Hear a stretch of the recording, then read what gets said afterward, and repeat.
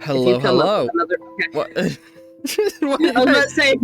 was about to say, if you come up with another reason not to do it, I swear to God, I'm gonna reach through the screen. I swear the last like 4 or 5 Hero Infinite sessions have all had somebody else interrupt me in the intro, and there's only been like 8 episodes. It's becoming a theme. It's a running gag at this point.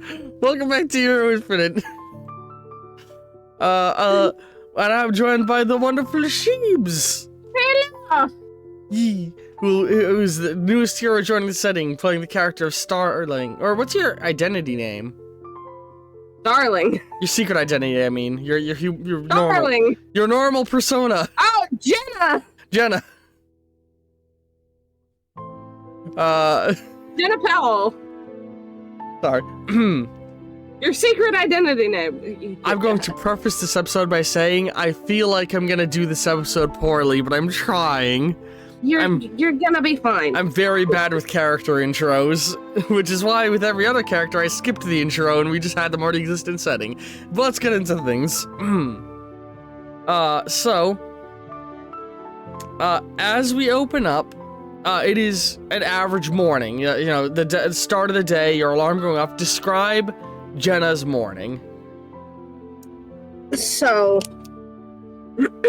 typically, is it a school day or is it a weekend? Yeah, it is a school day. You gotta go to your university.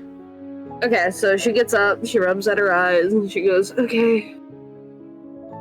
Okay, and she gets up, and she brushes her fingers through her hair, walks toward the bathroom, takes a quick shower, blow dries her hair, gets dressed, loses half of her shit. Do you live on your own or with your father? She is in a dorm, I would feel like. Alright, you live in a dorm. Would you have a roommate? Or is it a solo dorm? I feel like it's a solo dorm. Okay. Anyway, carry on. So she loses half of her supplies because she puts shit down everywhere around the room and forgets about it. So she's going around the room, she's grabbing her notebook, her textbooks, her pencils that she left on the desk, putting them all in her designated bag, walking out the door, and then looking down and forgetting, realizing that she forgot to put on her shoes, so she has to go back, put her shoes on, and then she leaves. I imagine by the time all this is together, you're running late and you're running across the campus. Yeah, she is booking it full speed across campus. We have yet to have the university that is in New Liberty appear, and so it's yet to be named as a result. What do we want to call the university in New Liberty? I like to let players in chat name things generally. Oh. What's a good university name? I don't know who's in chat right now. Miskatonic University. No.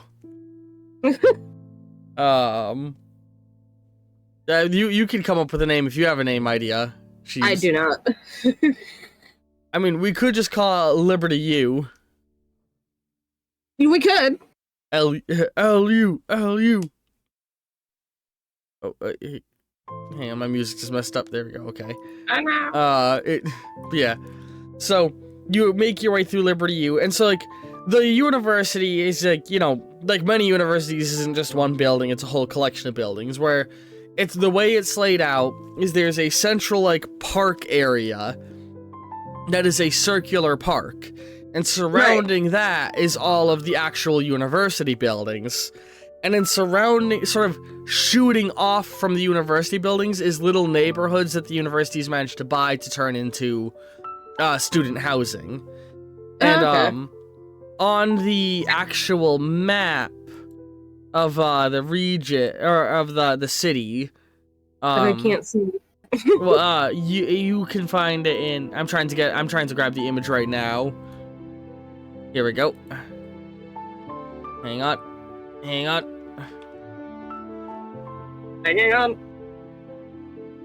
Why is... Oh, there we go. That's why it wasn't working right. Hang on. Hang on. Oh god. Oh no, this has gone wrong. I tried to get it to show the art. Okay, no, there we go, it's showing it. Which actually, hang on, I can make this a little bit. Hang on, sorry. I'm good at what I do. I'm a professional. Why is the Starling UI tucked way up in the corner like that? There we go. Oh, you know, I did not realize how poorly I rendered that bit in. Also, hang on, sorry. Oh god. There we go. Hang on. Hang on, sorry, Asprey is not cooperating with me. Oh no.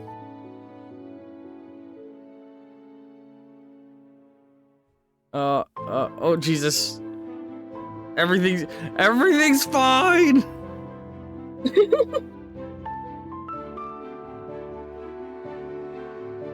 Okay, hang on. Okay, quality content, I know. There we go, everything's fine now. Everything's fine. No one panic. Anyway, yeah, so yes. There's there's the map of the region. Also, there's a cat. That's left over on the draw board from last session. So we're in the New Liberty area, and like the university, I think it would exist like on the King's Island area, sort of around this space. Like around. I know you have a slight delay, like right near where the Y New Liberty is. Okay. Yeah, words. You got this. It's fine.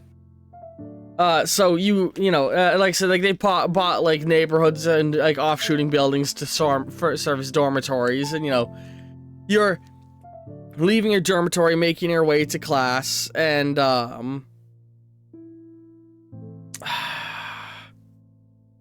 sorry, I'm good at wording things.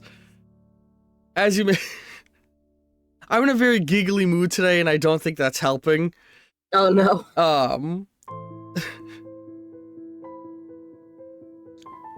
Brain, I can do this. Well, I don't know why my brain is so sidetracky. It's okay. You make your way to class, and you know, like I think you'd be able to make it there. Or actually, let's do an athletics check to see if you show up late. Do you want me to do your rolls for you, or do you want to do them yourself? How would I do them myself? Excuse me. Have you read the system rules? I believe so. They're in the gas network in the Heart of Action chat. Oh, yes. Yeah, so the way rolls are done is you would roll 5d10, determine which ones of them are successes and failures. Like, do you need me to fully break it down, or? No, I just need to know where to put them. Oh, like just roll the dice and tell me the result. Okay, so I need to open up a dice roller. Give me a second. We are prepared. That's what I was asking. I totally wasn't trying to throw together the last few notes of this session, like, literally right before we began recording. Okay. Or would it be interesting to just say she's late? You can just call it a failure if you want. I'm gonna roll anyway, just for funsies. Alright. What's the difficulty? I'm just gonna call this, you're a little late, it's a level 3 challenge to make it to class on time. Oh, so she would have failed anyway. Oh, how many successes did you get? 2. 2? Alright. 2. So, yeah, you're running trying to make it to class, you know, and like in like a comic book or a TV show, this would be good for like an establishing scene of like showing the university and showing your character, yada yada, you know. It's fun establishing scene stuff. As you like, you know, sprint down the road, zipping between people, and then you start to run across the park in the middle of campus, you know, running past a a familiar group of people for viewers of a young black man, a blonde girl, a sort of punky looking girl. You know, you the friend group from previous session. Haha. You run past them, make your way to the legal building of Liberty U, and as you are like as you are running up to the door, the bell rings as you arrive at the door. Or wait, do universities have bells? I don't think universities have bells, do they? I don't know. I don't think they do. So you would actually like make it realize you're a little. Do you keep running in, or do you try and slink in, and keep your head down? She's gonna try to sneak in. You arrive, like get right to the door, realize like shit. Give me a stealth check. I put it.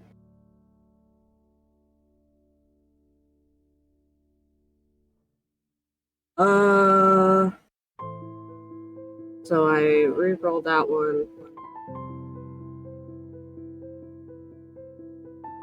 I think she sneaks in relatively decently. She's got successes? a 10, a 6, a 9, and 2 more 6s.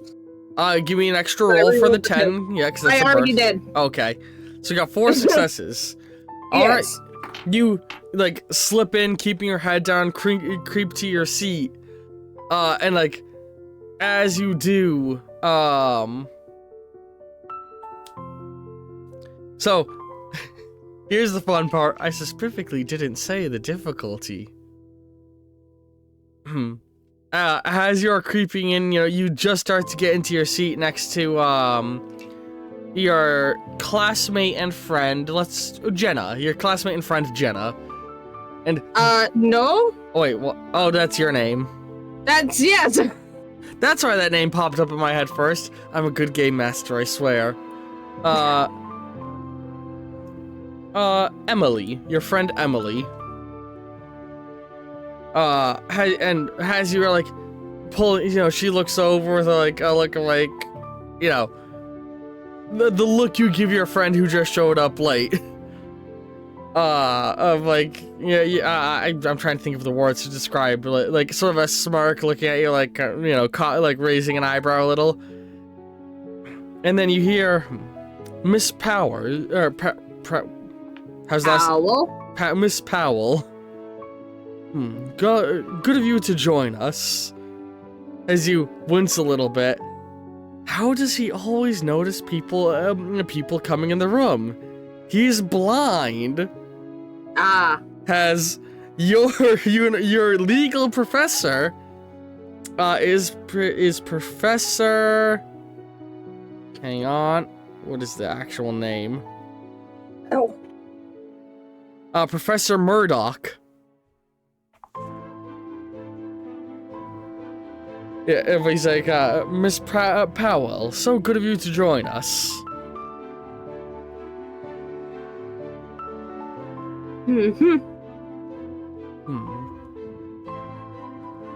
Since you're,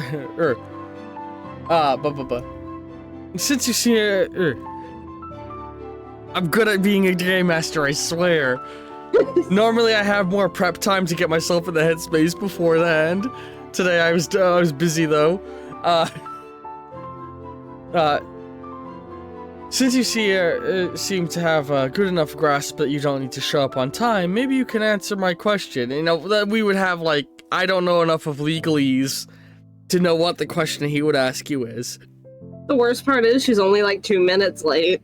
Yep. But he still is like, you know, he asks you to answer a question, and give me an intelligence check to see if your character knows the answer.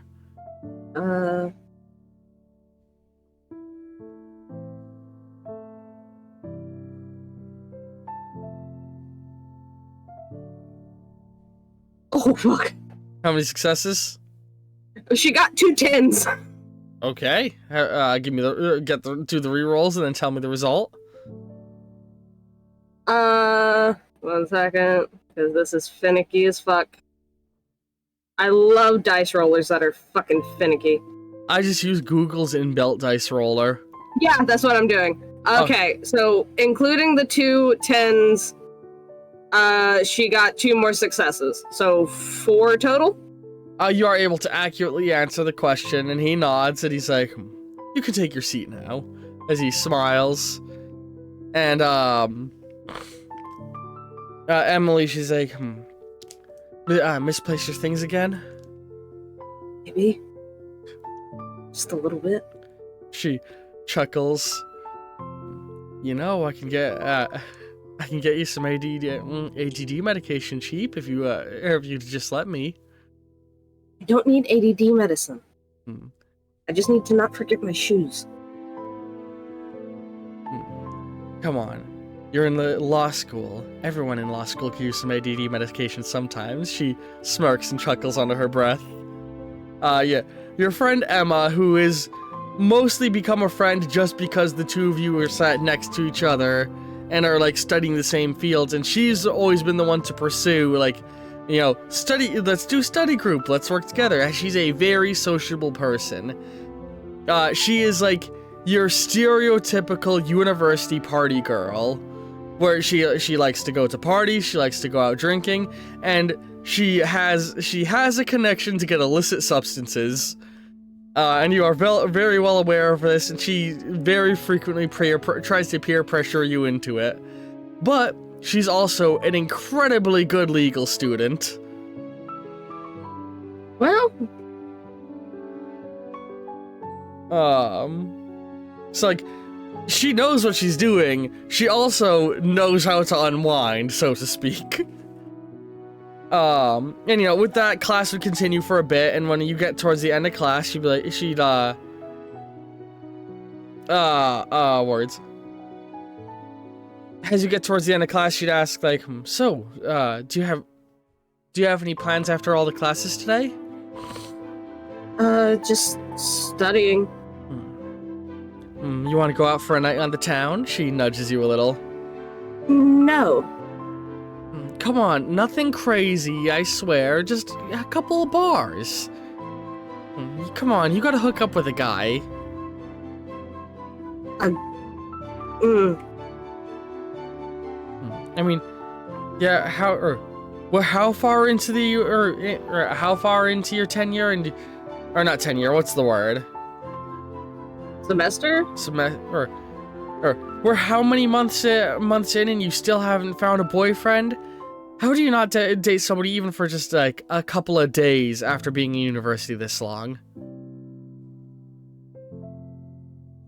And she's like, you know, the two of you are walking and she's sort of nudging you a little bit. I just don't see the appeal? I don't know. She rolls her eyes. Come on, you need to unwind. It'll be fun.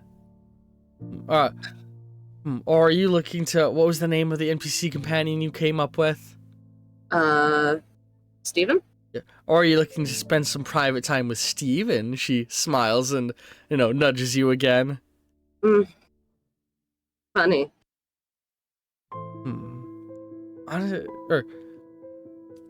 Where were the notes you sent me about Steven? I'm trying to find them and skim over them again. Now I can't find them.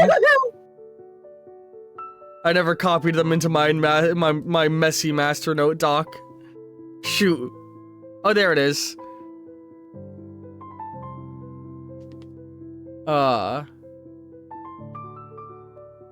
Sorry, okay, I found the thing I was looking for.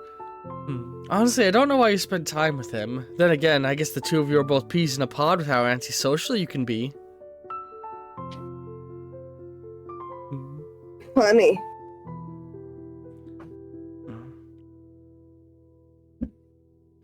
Come on, just one night out.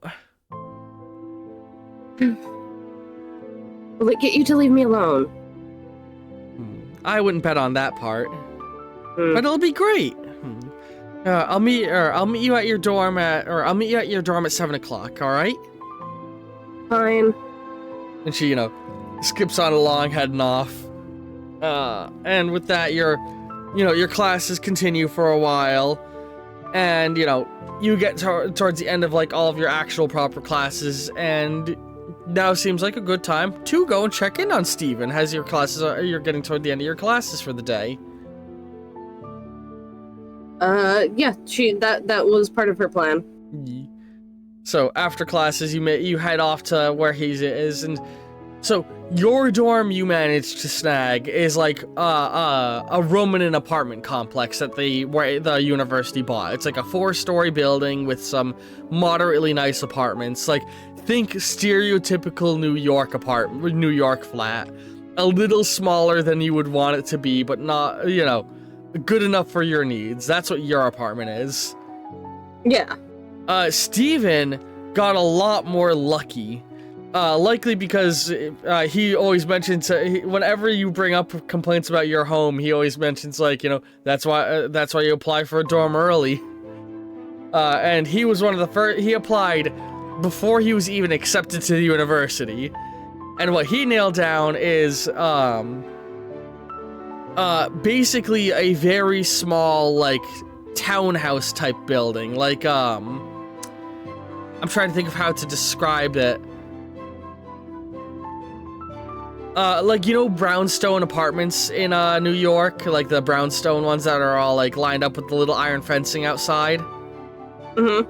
He, got one of those that he shares with 2 other people.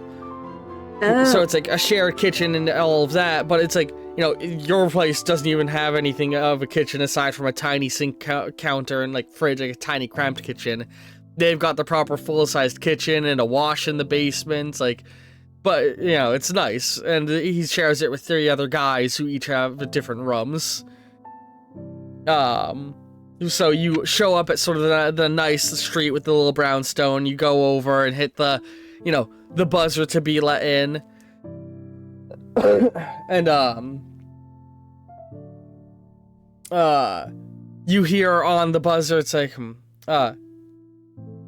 Jenna, that you? As you hear, hear Steven's voice.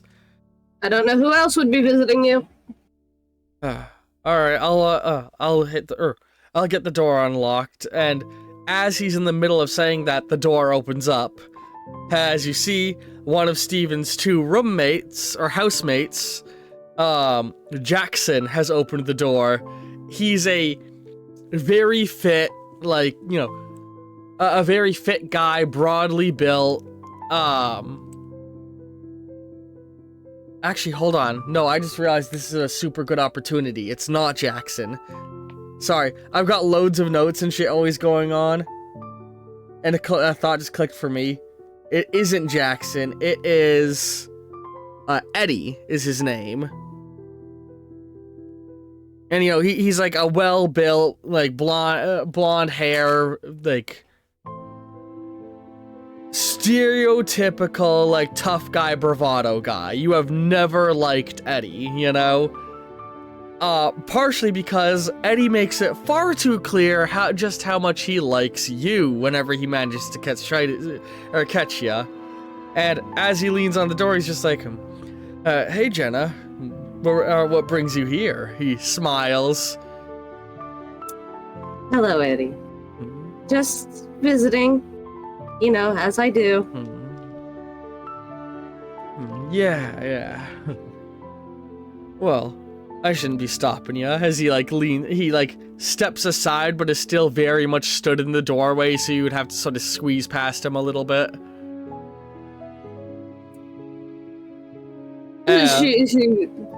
And then... she does so. Right before you do, you hear, coming through, has the other roommate, the much nicer Miles, who, like, goes by and sort of pushes Eddie out of the way as he, like, goes by and then steps around you, throwing his skateboard down and, like, nods to you as you go by, giving you much more space to make it through. You know, like, he basically almost shoves Eddie out of the door as he does this. Jenna kind of looks back to Miles, and if he's looking at her, she just kind of mouths a thank you. Yeah, and he shoots a smile, and, like, you know, the little thing where, like, you use 2 fingers to give, like, a, like, acknowledgement movement. Yeah. He does that. Because both him and Steven are well aware of how weird Eddie is with you. Yeah. You don't have to talk with Miles much, but you get the feeling neither of them like Eddie. Understandable. And you use the opportunity to slip past him, and, you know, very quickly make your way up the stairs to Steven's room. Which, Steven's room is a fun thing where this building has it's a 3-bedroom apartment, hence why it's rented out to 3 people. But Steven cut a deal with Eddie where he basically offered Eddie, like, oh, you give me a certain amount of money and I'll let you have my room as extra space. And in exchange, Steven has crammed himself into the attic of the building. Ah. Which you make your way up the stairs, and you go to where, like, the ladder thing is, and it's already extended down for you, the attic ladder. Well, at least you knew I was coming. As you step in it and start to go up, you know, it begins to lift up again on its own, almost acting as a simultaneous staircase and lift, something you're used to as it pulls up. And he's sat at his computer, holding his finger on the button that controls the pulley mechanism he's rigged up. As, you know, you enter Steven's attic, where I'm trying to think of how to describe it. It's a fairly large room, with the main drawback being a low ceiling with sloped walls.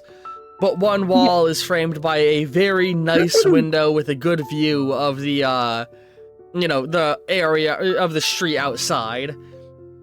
That lets in plenty of natural light when the curtains aren't drawn, which they currently are. Strewn about the room is he's like... so he has a hammock hung from the ceiling, has his bed, and the room is filled with tables and desks and shelves that he's pulled together and gotten free off the streets and stuff. To make this feel less like a bedroom and more like a workshop, as strewn all over is little bits of electronics and other things, all stuff that feeds into his robotic engineering program he is working toward. As you go in, he's in his usual position of hunched a little bit over his computer and typing at it.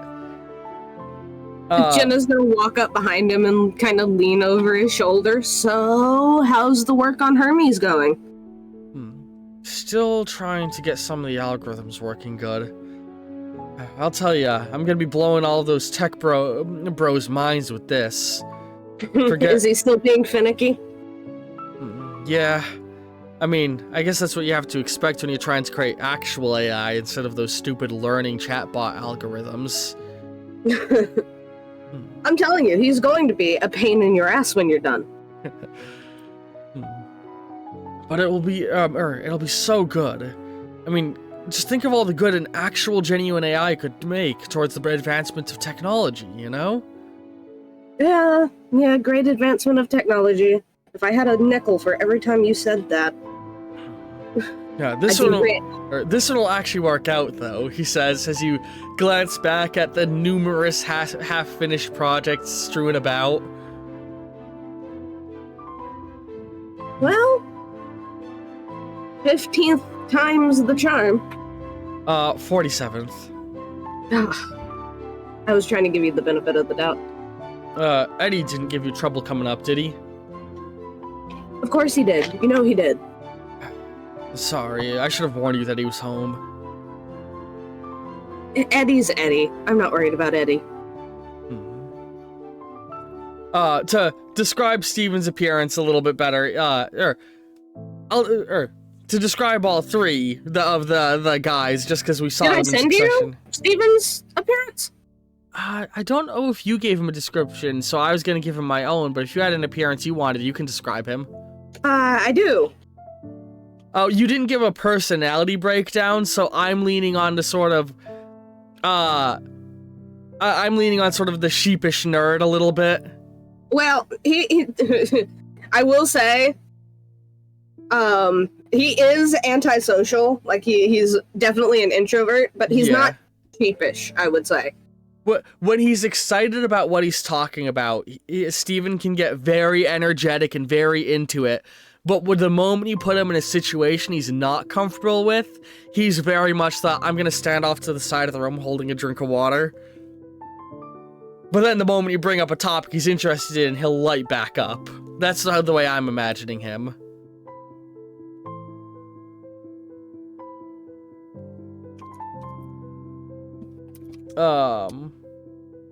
But words.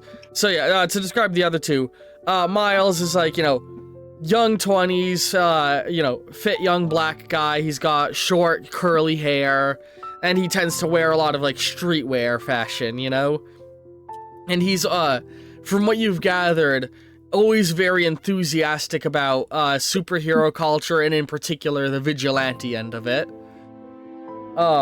And he's, going for a dual liberal arts degree and, something in the tech field. Something that him and Steven have in common. Eddie is a, like, you know, very, very fit, like, he's, like, 6'3", like, buff, broad build guy. He's got blonde hair that he's, like, it's generally short and, like, not quite spiked, but tousled in a way where it feels like it's close to being spiked hair, you know? He tends to wear very tight-fitting shirts and pants that show off his build, and he's got a lot of bravado to his personality. And he is here on a sports scholarship. He plays football. Then, Stephen Young is a tall, roughly 6 foot tall, young man with short, medium brown hair and blue eyes. Decent build from his time lifting his projects and his robots. I like that description. So he's not, like, unfit, but he's also not super buff. Like, he's got very, you know, he doesn't got, like, six-pack and, like, visible muscles, but you can tell he's, like, his muscles show particularly well just because he's a lean person on top of being moderately fit. Also, I didn't know how to describe this, but when I say medium brown hair, it's sort of that light brown, but in certain lights you can see bits of, like, reddish tones. Yeah. I imagine he's the kind of person who, like, doesn't smile super often, but when he does, it's the kind of smile that lights up a room. Yeah. He's very charming in some aspects. Oh man, I'm immediately getting, oh man, who is, Superman's best friend? I'm getting his vibes for some reason in my head. I forget the name of the guy who's Superman's friend now. Also, I got his eye color wrong. Hold on. Oh, not blue, but what? Is it gonna be like green? I hope I'm spelling that right. I am spelling that right. Turquoise. Ooh. Turquoise, yeah. More specific. Not blue, but not quite green either. Like, somewhere in the middle. Depending on the lighting, you could either mistake them for being blue or green. Exactly. But yeah, he's like working on, you know, he's typing at the computer trying to get the code going. And he's just like, what about you? How's your day been going? Decent. Emily somehow managed to talk me into going out tonight. I don't know why you hang out with her so much. She's not horrible. Just a bit pushy. Just okay, a lot pushy. Just be careful. I don't want her getting you into any trouble. Aren't I always? He chuckles a little bit. Anyway, can you hand me that? You know, with that, you guys just sort of hang out for a little bit, working on devices. Talking. You know, you would sit down, do some of your class work. The two of you making small talk. I imagine at a certain point you open the curtains on the window to actually let in light. Yeah. A thing that he'll often just forget to do in the morning. You know, you carry on the day hanging out with him a little bit before heading off to go back home and get ready for your 7 o'clock hangout with Emily. Yeah. Which, you know, from the sound of it, she wanted to take you clubbing. So, what do you choose for outfit? Oh, I just realized I never showed the image of your character. No, you didn't. Give me a second. I can't believe I forgot to show your character image. Everyone watching's like, what does she look like? She's pretty fugly, if you ask me. No, I'm kidding. Aw. I'm being mean. I'm joking. You have the same issue as Veneer of ungodly huge canvas sizes. I'm sorry. So, I am screenshotting it to make it a little bit smaller. That's understandable. That is what she looks like. And let me get it slightly bigger than that, actually. Give me a second to get a little bit more of the image quality maintained. Look at you, cute girl. Look at you, she a little cute girl. That's her. So that's how you've been dressed when going to class and everything, I'm assumed? Yeah. Or I'm assuming. Do you change your outfit in any way, or do you more or less dress the same as you go out for the night? She changes her pants and switches the boots she's wearing under her pants for just some short heels. Alright. So, you know, you get dressed, get ready, you know, blah, blah, blah, blah, blah. She puts on a bit of makeup, like just some light purple eyeshadow, and like cute. you know the color of peonies? That pink? I think so. She puts that color, like she dabs it on her lips just to give the slight hint of lipstick. It's very soft. Very light.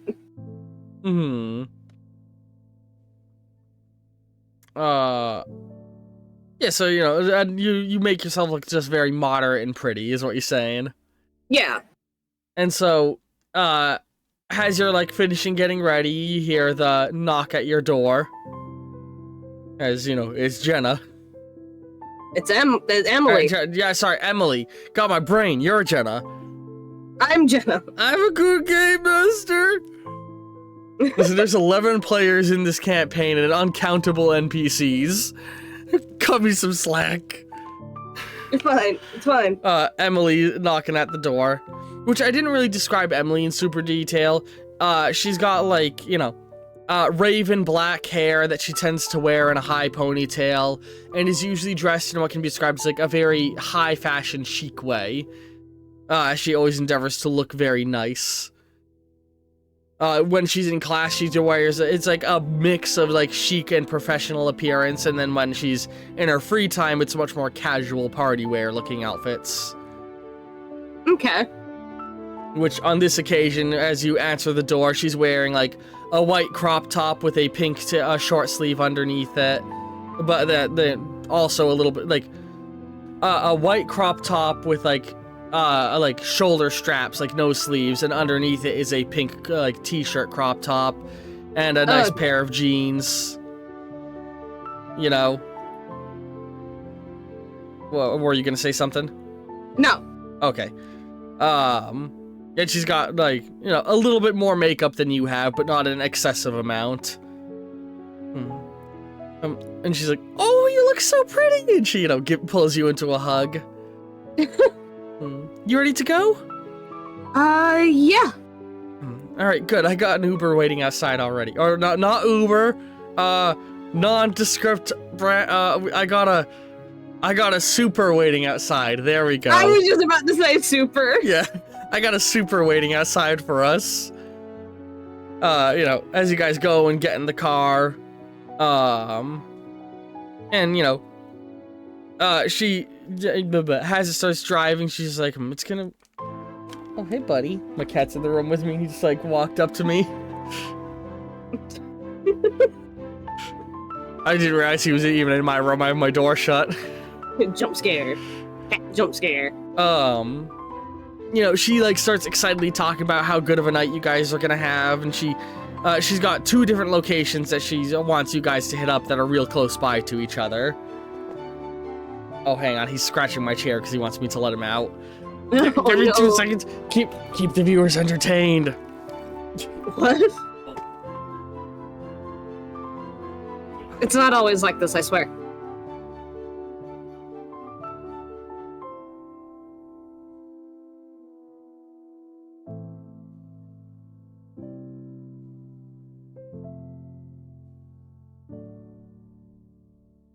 Alright, now it's to deal with the tangle of wires again. Oh no. Headphones are back on. I can hear again. Hello. Yes.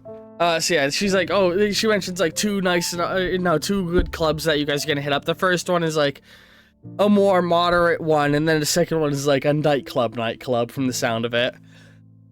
Like they don't open their doors until 10 o'clock nightclub. And as you start going, she reaches in her purse and like pulls out a nip bottle and sips from it.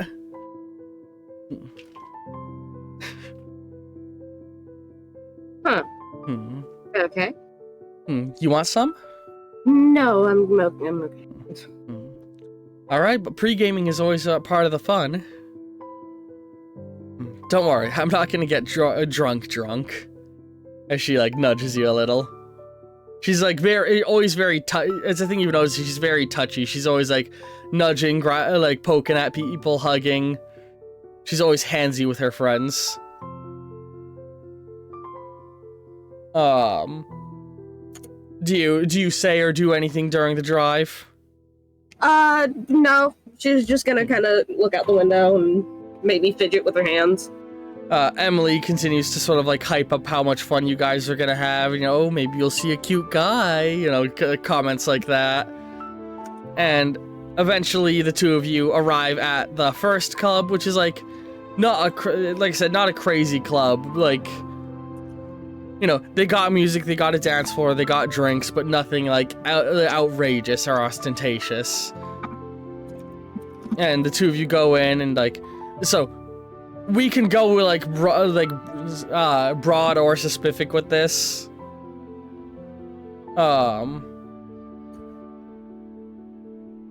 Words.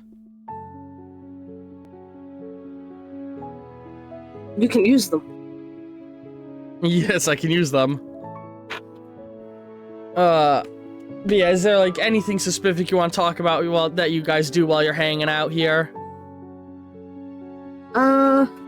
Wait, so are they there? Oh yeah, you sorry, I mentioned you arrive at like the first club and like just like she said, it's nothing too crazy. It's a very like subdued place. They got a dance floor, they got an area to drink and some sitting areas, but like it's nothing like too crazy or ostentatious, you know? Right. It's just a nice, simple nightclub location.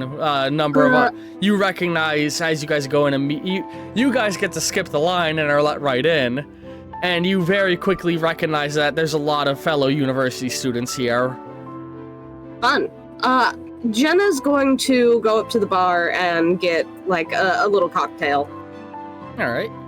You know, you go up, order the drink. The bartender he looks, gives you a little smile and nod and slides it over. But they have not asked you for a card or any money or anything, you realize. Huh. You don't need my ID? Or... Well, if you got in here, I assume they already checked your ID at the door, and cute girls get their first drink free. she blushes a little bit, but takes the drink. Emily is like, she goes over, she's like, cute girls get first drink free, you say, as she leans on the counter, you know, giving a very seductive look, and the bartender sort of rolls their eyes and says, like, what, you know, asks what he can get her, and starts mixing her drink up. So, so after we drink, we're hitting the dance floor, right? I suppose. You know, like, more or less, that's what goes on here. You guys each have, like, a little drink, and then go and dance for a bit, have some fun. She's very, like, giggly, she's very clearly trying to get you excited and trying to get you into it is her main focus right here. Like, you can tell, like, she's trying to make sure you're having a good time, primarily, as you guys hit the dance floor and start hanging out. And then, do you try and do anything while you guys are still at the first club? Nothing I can think of. Alright.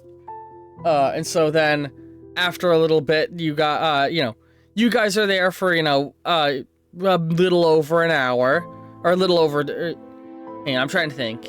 She picked you up at 7, you guys would have showed up here a little before 8, the next club doesn't open till 10, so you're there for a good couple hours, before she calls the ride a little bit before 10, so that you guys will arrive just about the time the other club's opening.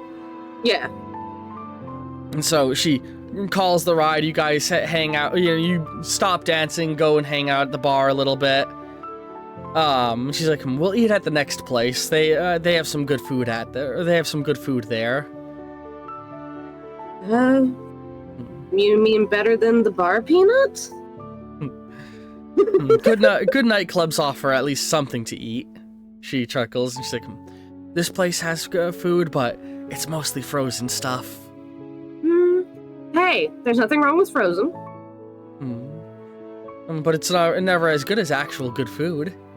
No, you got a point there.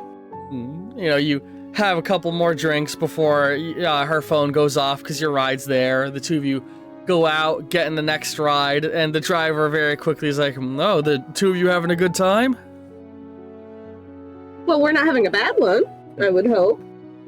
We're having a great time, Emily says with a smile, leaning onto your shoulder a little bit as she says it. And, the driver tries to make a little bit of small talk with the two of you, like, trying to work for that tip kind of thing. Before you two quickly arrive at your next location and get dropped off. And this club has you, like, even from the outside, this one from the outside, doesn't even look recognizable as a club. It just looks like an old my other cat's in my room trying to get out. I heard the meow. Apparently both of them are here. God damn it, you're ruining my video.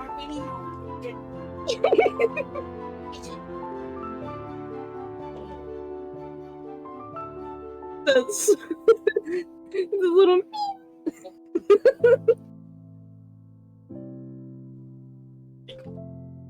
Oh god, so many wires every time. Okay, I'm back. Welcome back. That was so cute. All I heard in the background was little. yeah. Fidget is a very vocal cat. Dipstick is more like, if he wants your attention, he'll, like, climb on you, while Fidget will just sit there and scream at you from across the room. God, that's adorable. Like, the other nightclub had, like, a sign out front and everything, but this place, it just, like, it looks like you're just, and, like, it looks like nothing, It's just a warehouse near the waterfront. And she goes up, but there is, in fact, a line of people outside already. I can imagine Jenna kind of leans against Emily and whispers in her ear, is it just me, or does this place look like somewhere the Penguin would run? Oh, is the Penguin canon to this setting? We'll find. Is it? We'll find out. Are you referencing a comic book, or are you referencing an actual real-life crime boss? Either could be the case in this setting. She's like, oh, relax. I mean, Jenna does like comics. I said, Jenna does like comics. No, that was me chuckling that sound. Oh, okay. But she's like, oh, relax. It's just a whole gimmick thing. I'm not anxious. I was making a joke. Oh, so you're getting into it. She smiles a little bit and, like, nudges you. And once again, the two of you are allowed to skip the line and head in. And the vibe here is drastically different. It's a lot dimmer lighting. They have black lights on, so all of a sudden parts of your makeup and outfit, like, light up a little bit more.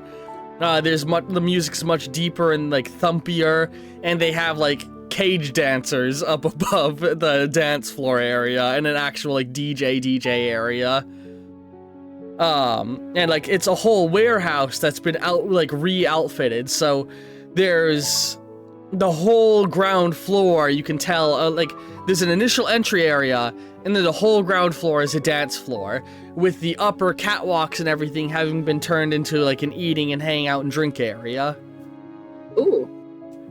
And at the door they have some women who have like fluorescent body paint on them, handing out markers for you guys to be able to like, you know, draw on and paint each other so you light up under the black light.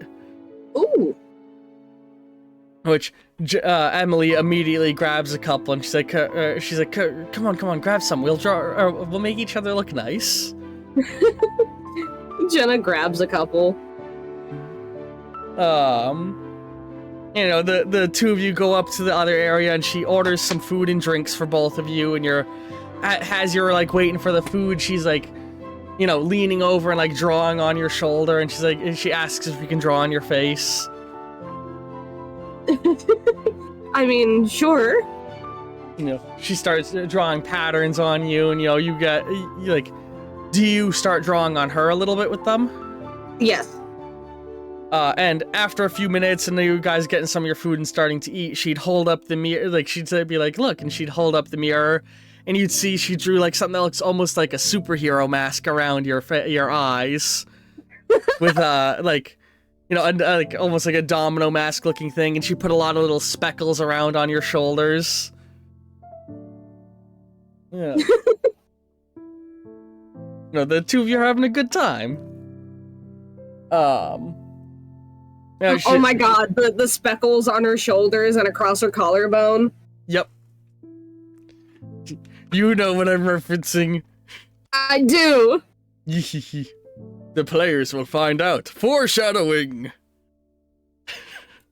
But yeah. I kind of want to say that Jenna's wearing like a skirt instead of pants. All right. She definitely put speckling along your like thigh and leg as well then. Yeah. You know, the two of you enjoy some, you know, the food that arrived. She ordered you guys some fish and chips, mate. And it's like a genuinely really good tasting fried fish and French fries. Hell yeah. You know, you guys enjoy your drink, and then you head down and dance on the dance floor. And, as you're dancing and having a good time, you're like, well, look who it is, in a very familiar voice. As you look up, and you can see Eddie approaching, but you realize he hasn't noticed you, and is instead walking towards Emily, who was like a couple of feet away from you. Emily, it's been so long. Ugh, who let you here? Oh, come on. As he like immediately puts his hands on her hips, and she's like, Eddie, no, we're done. Remember? Come on. Sorry, come on, it's a nightclub, let's have a good time. As he's like, you know, tries to like pull her in again, and she tries to push him away again, looking very agitated. Do you do anything? Yes. What do you do? Jenna's going to like step forward and sort of like reach out and grab Emily's hand and sort of tug her closer. Which, as you do, like, she realizes it's you grabbing her and like leans in toward you to help, to help pull away from him. And Eddie looks up and he's like surprised to see you, and like that causes him to loosen his grip so she can pull free. And he blinks. He's like, "What? I never would have expected to see you in a place like this." I'm full of surprises. He's used the face paint to draw like a skull pattern on his face. Phone, why? No! Sorry, one moment.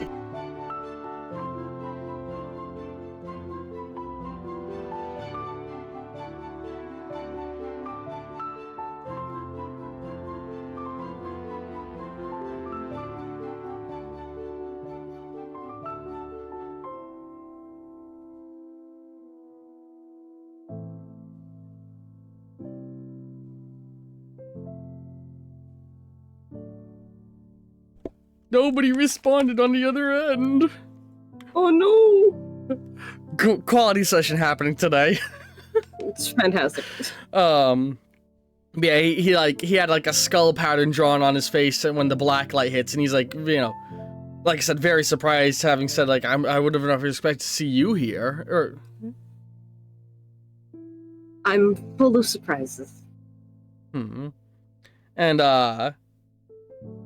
And he's like, well, maybe you and me can have a dance, as he like, goes to sort of step in the direction you guys are walking away in.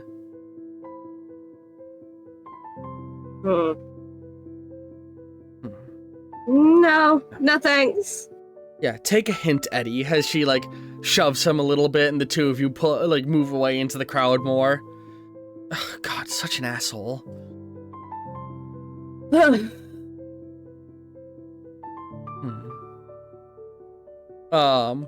Any other small talk or things you want to do? Or do you want to ask her any questions after that interaction? So... what was that all about? Other than Eddie being a creep again? Me and him had a little bit of a fling a week ago. Ah. We bumped into each other, well, here actually. One thing led to another, and we tried dating. And, well, he's not exactly the gentlemanly type. No, I could tell. I was hoping to give him the benefit of the doubt. As you guys have now moved off the dance floor, and she's sipping a non-alcoholic beverage in order to make sure she's not getting too drunk. Now, I thought I'd give him the benefit of the doubt. I've met quite a few guys who had that bravado, but once you get them behind closed doors, they're real sweet. But he's ass all. Yeah, he's ass all the way.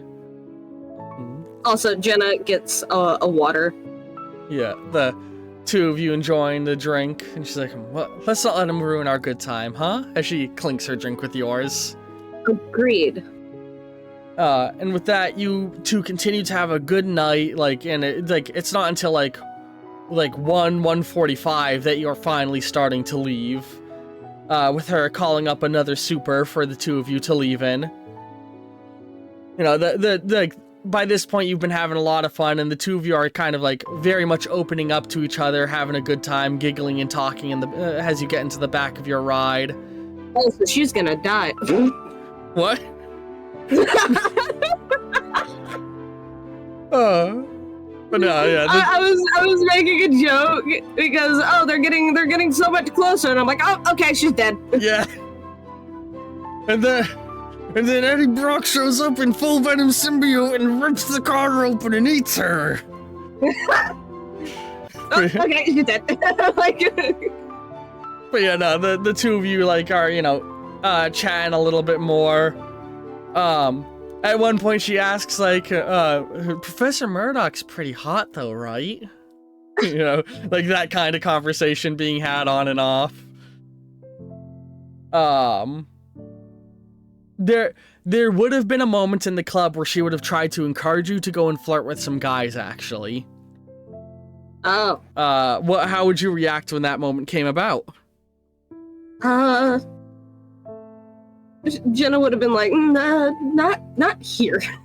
This is actually backtracking to before you got in the car, because this is a scene that I just remembered and wanted to play out, and she's like, come on, what's the deal? You're not actually dating Steven, are you? No, I just don't trust anyone in this club. Except for you. You don't need to be that worried. We're in New Liberty. This is some of the lowest rate, or we have some of the lowest crime ratings on the East Coast Isle. I mean, it's not like we're going. It's not like we're in a. It's not like we're in a Justice City nightclub. She chuckles. I suppose you have a point, but just. But yeah, so that would have been. Daddy's here. Fair. Yeah, so that's a scene that would have played out. And then back to the car, though. So, the two of you driving, having a good time. When she asks if you think Professor Murdoch is hot, what is Jenna's response? Jenna gives a little, you're not wrong. And she laughs and she's like, so you do find guys attractive, as she gives you a joking nudge.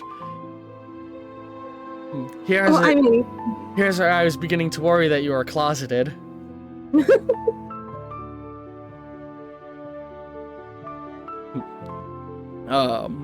And when she says that and laughs a little bit, you glance back out the window and you realize you're going, you look at the buildings and you recognize you're going further out on King Island, not toward home.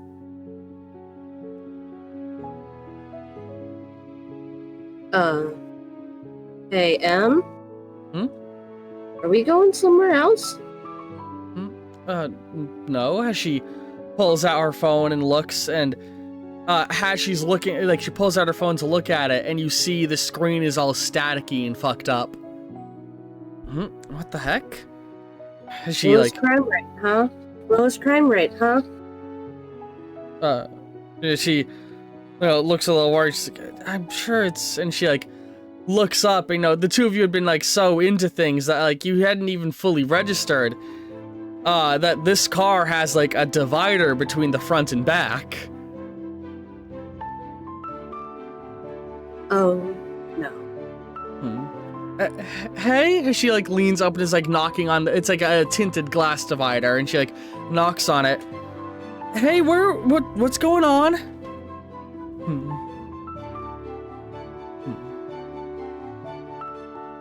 She now very worried, and she goes over and grabs at where the handle would be, and you look and you start to look and you realize this is a fucking a retrofitted cop car. On the outside you couldn't even tell, but now that you're in and you guys are having such a good time and talking, and cop cars don't have handles on the back doors.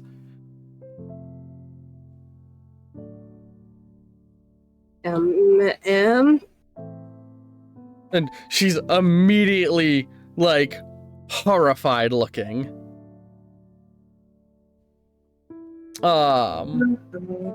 And the drive continues to go for a little bit, and then at a certain point, both your phones ring. Jenna's going to check her phone. It's just staticky with the call, the pickup call thing there, and an image of how would I a silhouetted crow head is on your phone.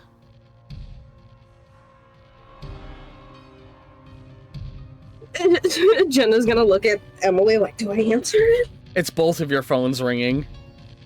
Do we answer it?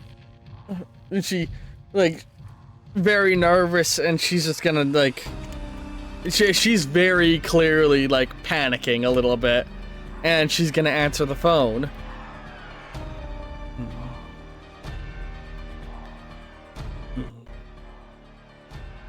Youth is such a great thing, isn't it? Pretty birds like you, enjoying your flight out on the town. It's a shame that it has to come to an end.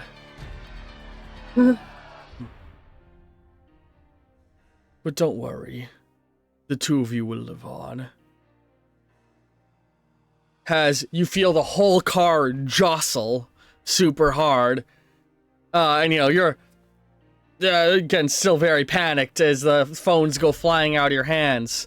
And you realize water is going into the car. What? as you look out the windows, and oh, it drove into the bay.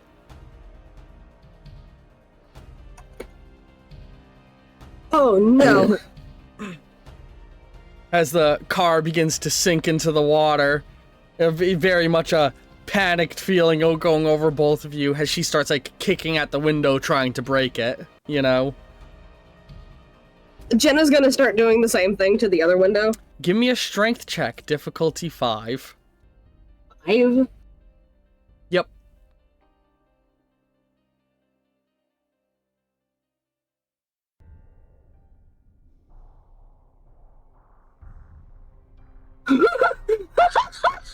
What'd you get? 3 10s?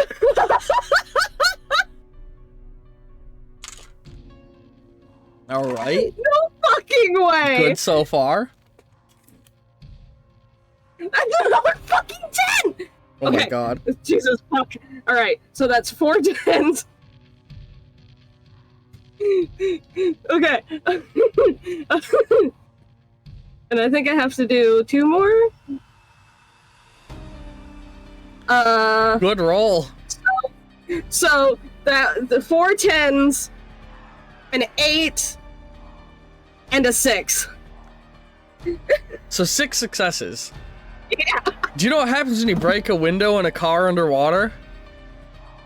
Not good things. Water goes flying in, slamming both of you back. Immediately, Emily is knocked unconscious by this. Give me an endurance check to make sure that you are able to, like, not have the wind knocked out of you. Skill level? Difficulty 4. Failure results in the immediate loss of, half of your luck stamina bar thing. Your luck bar. Stamina bar? I'm gonna call him stamina bar. So I have 2 7s and 3 9s. God damn. Good rolls. Yeah. I'm not doubting it because, like, I've seen crazy good rolls like that regularly occur, like when I do the dice roll system. I need you to see the pattern that it's in. Oh? Because they Is it they 97979? No. Alright, sorry. Wait, what was it? 79799. in a triangle. Oh my god, that's in hilarious. the middle. Hang on, let me go ahead and show this to the people. the 9s are in a triangle in the middle, surrounded by 2 7s. That's nuts. Look at that. Look at that. That's funny. But yeah, that's fucking incredible. That's so good. You like go flying back, but like you're able to like hold your breath and catch it. Has like you broke your window and she got like when you both slammed back, her head got hit against her window, knocking her out. What are you gonna do now? Can I try to grab Emily and swim out the broken window? Yes, it is a difficulty 4 check. Let's see if the gods like me still. Remember, you have hero points. Can I use one of them? If you would like. Yeah,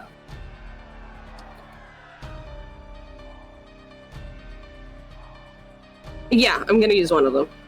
God damn it, I got 2. How many successes? I got 2 10s, an 8, and a 7. Alright. Did you reroll the 10s? Not yet.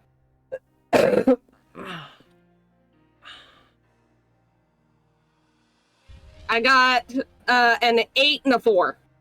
Alright. You grab her and like swim out, like, you know, swim out of the car window as it's sinking into the water.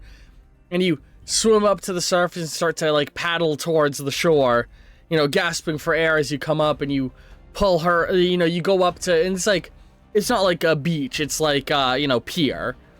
Yeah. So you swim over to the edge of the pier, like leaning onto it, and you look and try, like, panic look. Give me a perception check. You need to find a spot where you can climb up.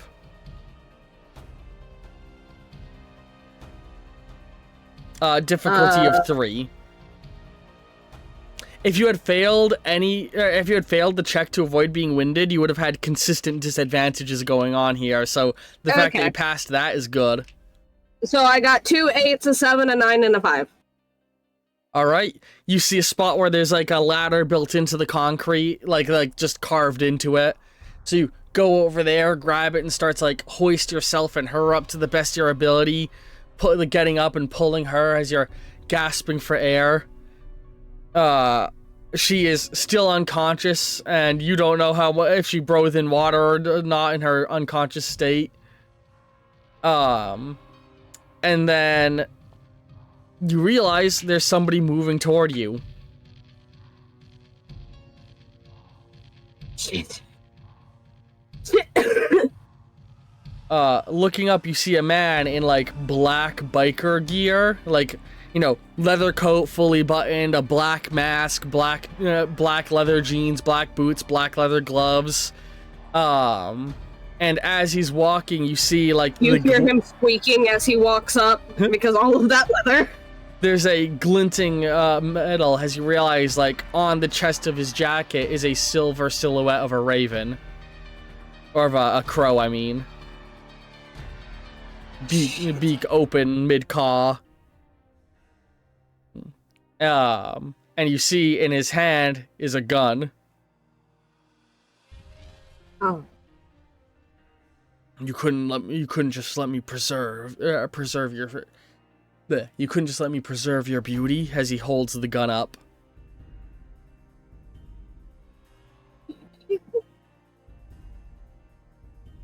What are you gonna do?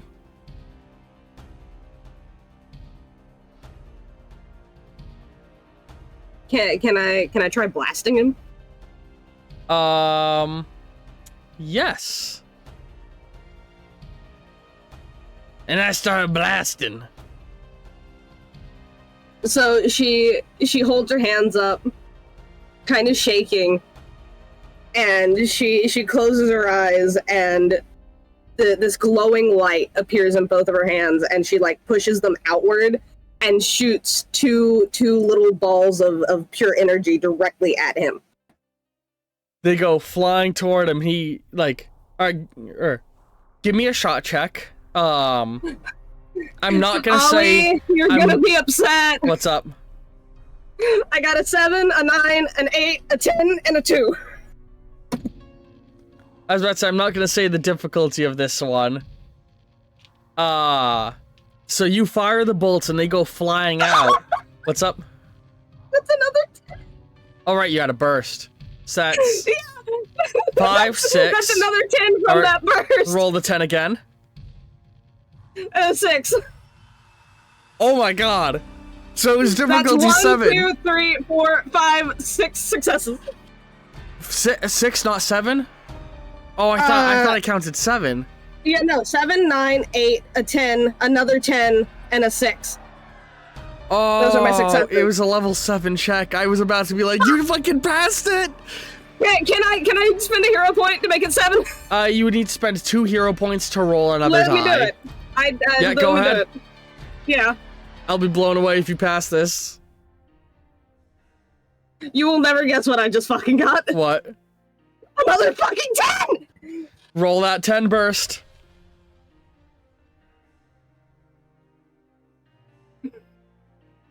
We got the lucky number. We got 7. Holy shit. Like on the dice, it's another 7. So, as you blast your 2 shots, they both hit him and knock him down, sending the gun from his hand. As he starts to sit up and he's like, you're a super. As he's gonna now start to sprint at you. As he gets up from his fallen position to start running at you. We're now fully entering turn-based situation. You get 2 actions per turn. I am not going to say what his action he is performing is. Normally, I would specify what the action an opponent is doing, and you would be reactionary. Not for this character. You don't get to know what his actions are. You just have to declare what your 2 actions are. All you know is he's running toward you. I'm going to try to skirt around him and go for the gun. So you're gonna run for the gun. Yeah. That would be a single check, or give me like a dodge / athletics type check.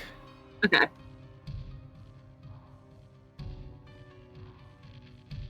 I'm going to kill myself. No, don't say that. You're going to become the Joker. What is it? Oh, I did not. 999981010. Yeah. Jesus fuck. You are rolling so good. Roll those bursts. Remember, if you have any skills that are relevant, they also grant extra dice. So I got the 998101075. So you run past him, go over, grab the gun, and turn around, and he's holding Emily.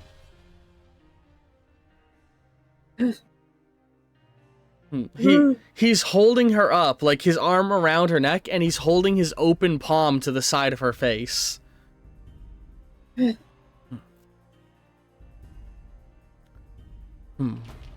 What's your plan now? Plan to shoot me? Your friend will take the brunt of it. Put the gun down.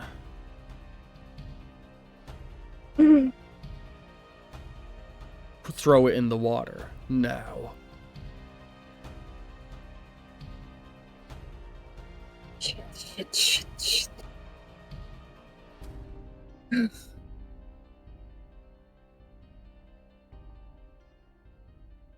Fuck.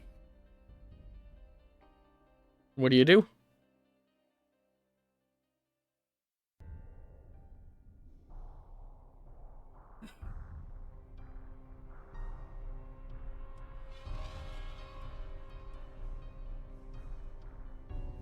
I'm trying to think.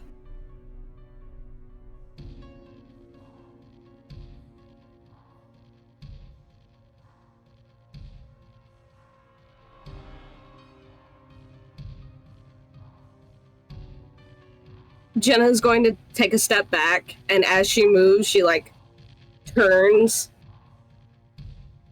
Like she's debating on running, but the gun moves out of sight. Mm-hmm. And turning again, there's a splash nearby as she throws something in the water. What is she throwing in the water?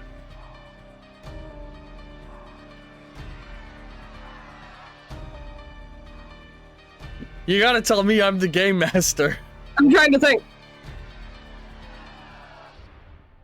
Well, she did it in such a way that it's not noticeable what she threw. Mm-hmm. But it's very assumable that she threw the gun. But what are you throwing? I need to know as the game master. She pulled something out of the back pocket of her skirt and just tossed it into the water. You'll need to spend a hero point to do that, I'm gonna say. Okay, do it. Alright. So yeah, you pull out like a random item that you had on you, like a makeup thing or something like that. Give me a sleight of hand check. Give me 1 second. Difficulty 4.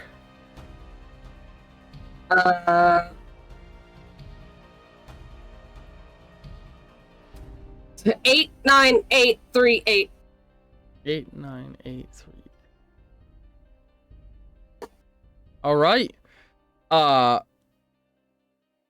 He throws your friend down and starts to walk toward you now.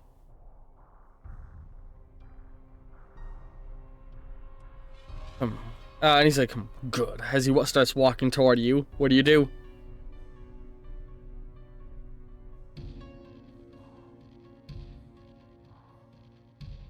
Jenna's mind is like racing. She can't just leave Emily there, but at the same time, she can't just fucking stand there.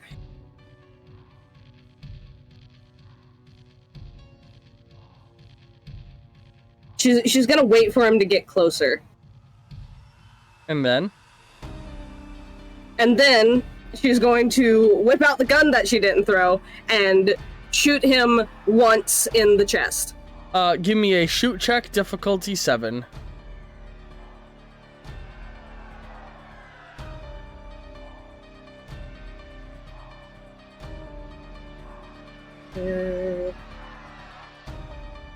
That's a 10. That's another fucking 10. Don't give me another 10. Don't do it. Don't fucking do it. Don't give me a good roll. So, you said it was a 7? Yes. I got a 9, a 6, an 8, a 10, a 7, a 10, and a 9. Alright, roll your bursts. I already did. Oh, you did? So that's 8 successes total, right? Or do I... Wait, do I... So, 1, 2, 3, 4, 5... Oh, wait! No, I have to roll the 10s! I thought I already did that, because I have so many dice up here! You're not... You... I gotta roll one more, I think. I'm trusting that you're doing the rolls correctly. I hope so. I did 5 and then got a 10 and 1, and then I rolled the burst and got another 10. So I have to do one more. Wait, so hang on. What did you get for rolls? For I your got initial the 5? 9, 6, 8, 10. And then I rolled the burst, got another 10. You don't roll the burst until you and the initial 5 or initial set are done being rolled. Oh. That makes it easier to count how many you have. Oh, okay, I fucked up. That's my bad. Roll all of your dice, then roll your bursts, then roll any continuing bursts, and keep doing that step by step. Okay. You know. Yeah, I got so for the initial 5, I got the 9, the 6, the 8, the 10, and the 7. When I rolled the burst, I got another 10. So I rolled that burst and got a 9. So that's 7 successes. How is every single one of your dice succeeding? Jesus Christ. I don't know. I don't know. Google likes me. You fling the gun up and fire at him, and he stumbles back a little bit, holding his chest. As he looks up, he's like, "You shot me." And he pulls his hand away, and you see the bullet floating between his fingers. As he's gonna throw that bullet at you with the speed of a gunshot. Give me a dodge check. Difficulty 6.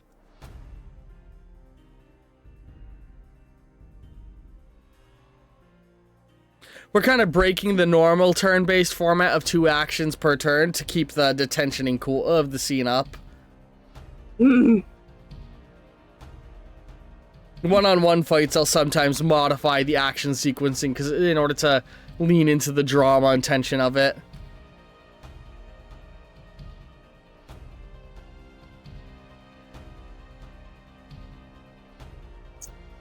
Ollie, What's up? look at DMs. 4 successes, alright, with 2 bursts. Roll them bursts. Yep.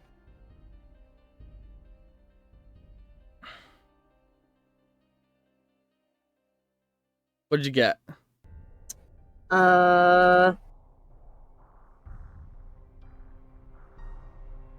These are supposed to be unreasonably high difficulty checks, by the way. Really? And I'm just, no. Average difficulty check. I'm getting rid of that one because no, there's no fucking way. 5 is considered a hard check. There's no. I'm getting rid of this one. I'm taking the fall for this one because look what I fucking got. Another 7 and another 10. Roll that 10 has a burst anyway. Okay. A 6. So you're choosing to fail?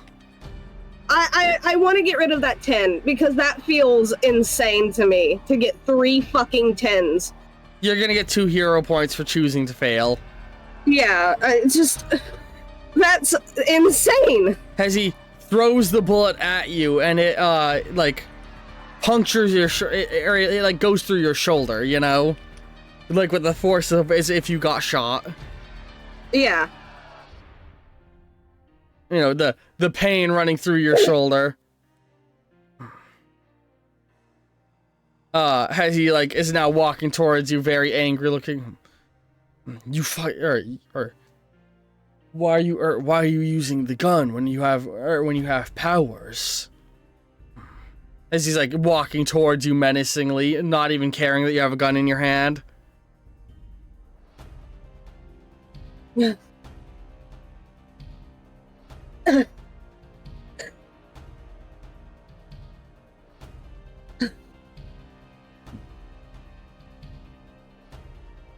What do you say? I don't know.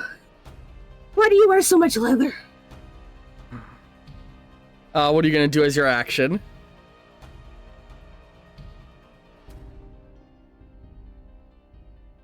Oh god. Well, she's not gonna shoot him again.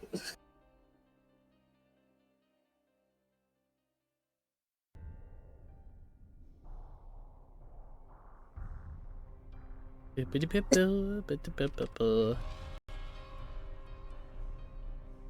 do you do? I'm trying to think.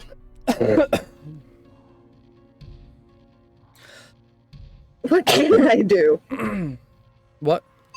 What can I do? I mean, whatever you choose. Great.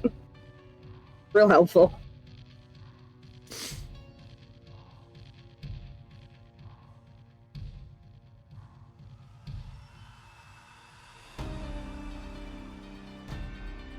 What do you do? She's sitting there thinking to herself, there's no way I can win this. Mm-hmm. But I can't leave Emily here.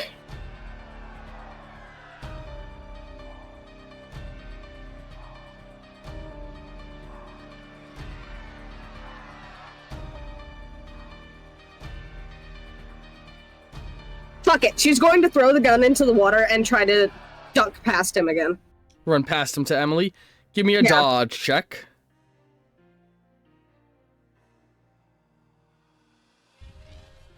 Yeah.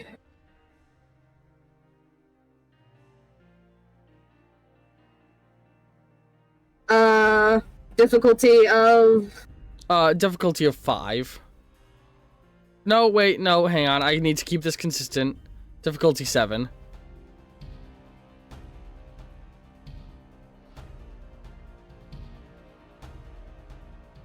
Okay. I said 5 because I was looking at something in my notes, and that guy was like, high level difficulty 5, and I was like, no, wait, no, this guy's stats 7.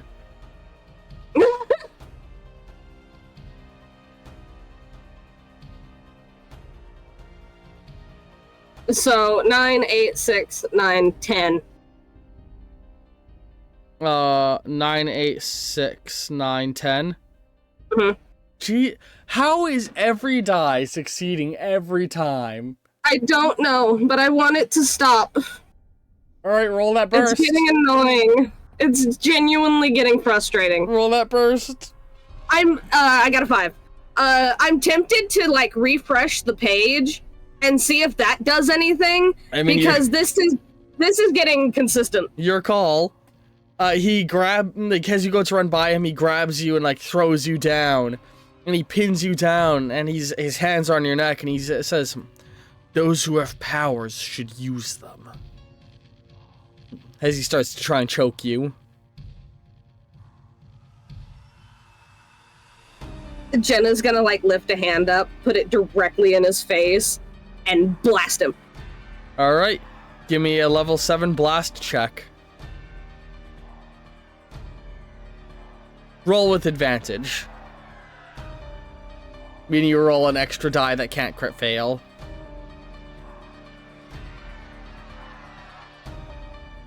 Okay. So I got a 7, a 10, a 5, and 2 8s. 7, a 10, a 5, and 2 8s. I'm rolling the burst. You also gotta roll the advantage die. Oh, right. Okay. That's another 10. And a 3. Alright. And that is another 8. 1 point shy of passing. So, as you put your hand... Can I spend 2 hero points? I want to blast this motherfucker in the face. Alright. Mostly because being choked out is a trauma of mine, and I want to get back at the motherfucker who did it to me. Oh god, I'm so sorry. I didn't know that was a thing. No, it's fine. It's fine. It gives me catharsis to get to blast the motherfucker in the face. Do the roll. Roll the 1 extra die. Okay, give me 1 second. If this die is a passing die, you hit him. It's another 8. Another 8? Another 8. So you blast him in the face. Mizu made something I might like in chat. Ooh? What is it? Oh. So, did you catch the last session, Sheebs? I didn't get a chance to, no, because I think my computer was... So Meowth appeared and has been a consistently popular character amongst, everybody was very happy with Meowth's appearance. And, Hell yeah. We got this now as a result. Holy shit, hang on, I need to... Give me a second. Oh god, the image is so big my OBS is having a heart attack. Give me a second, I need to snip It's it. like, ah! I love it. I love this. It's so cute! Oh, I love our Meowth. Because Meowth is just an actual cat in this setting. Yeah, I caught that session. Yeah, that was the last... oh no, you guys' initial appearance, right. Yeah. His actual appearance as a villain happened last session. Anyway. Oh, okay, yeah, no, I caught the session where he turned into Meowth. Where he gained sentience. Yeah. I think, therefore I am. Here to cause problems. Yes, I think I'm here. I think, therefore I am here to cause problems. Yes, anyway, after that sidetrack, Also, the total amount for the dice roll is too shy of being 69. So you blast him in the face, and he, like, stumbles back as he's off you now. What do you do? She's gonna keep throwing, like, blasts at him, like, oh, people with powers need to use them? Fucking fine! And she just... Give me another... She gets angry! Give me another attack roll, level 7. Hold on, I had to get rid of the other dice. That's 3 9s, a 10, and a 4. All in a fucking row. The 3 9s are all in a fucking row. So what's the total success count? 1, 2, 3, 4, plus the... including the 10 that I still need to roll for. Go ahead and roll for them and let me know.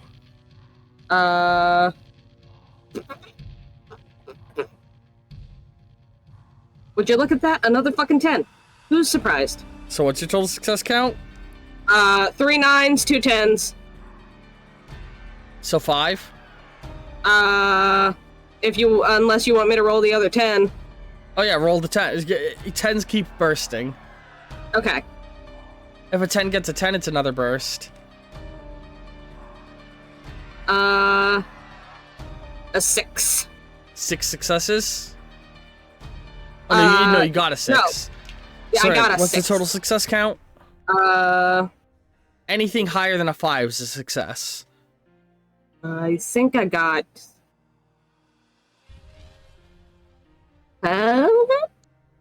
What is your dice faces? 9, 9, 9, 10, 10. 9, 9, 9, 10, 10. Is it not still in front of you? No, my blood sugar's fucking up, so all of the numbers are kind of like melding together. Do you need to take something? No, not right now. I want to get through this. Because I'm gonna be hold on, honest, let me- if your blood sugar's fucking up, I'm also like, I gotta go to the bathroom super bad. Okay, let's take a little break. Yeah, and then we'll come back. 5 seconds. Hopefully I remember to edit this out later. Yeah, hopefully.